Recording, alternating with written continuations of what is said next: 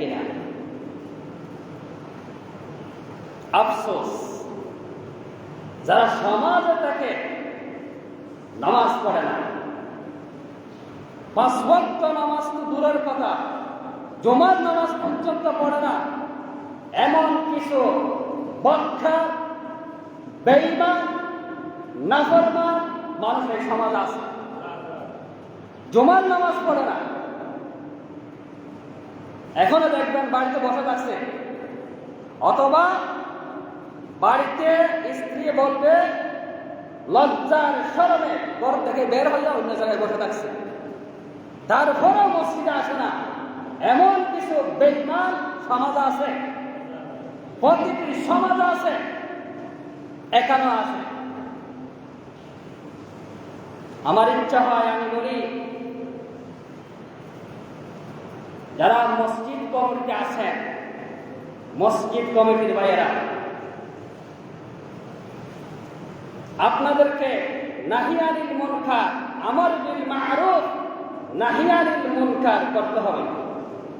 সৎ কাজের আদেশ, অসৎ কাজে নিষেধ। যারা ভালো কাজ নিজে করবেন, মানুষকে ভালো কাজের প্রতি উৎসাহ দিবেন, মানুষকে কল্যাণের পথে ডাকবেন, মানুষকে আল্লাহর দ্বীনের পথে ডাকবেন।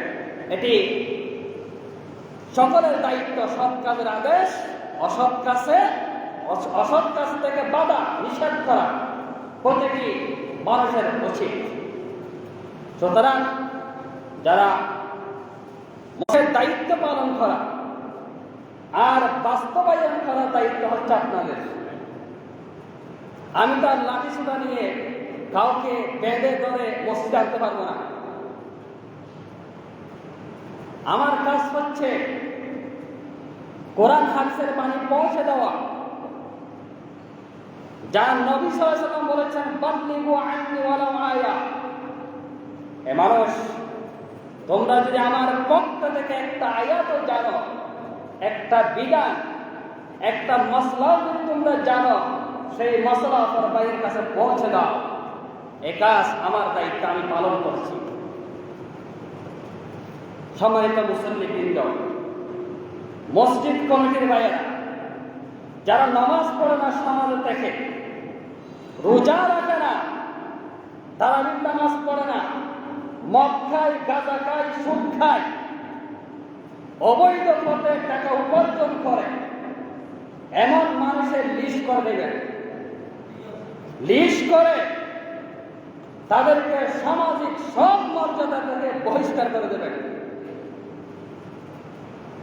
সমাজ থেকে কেন নামাজ পড়বে না? আপনারা একটা তালিকা তৈরি করবেন, কে কে নামাজ পড়ে না, কে কে রোজা রাখে না, জুমার নামাজ কে কে পড়ে না।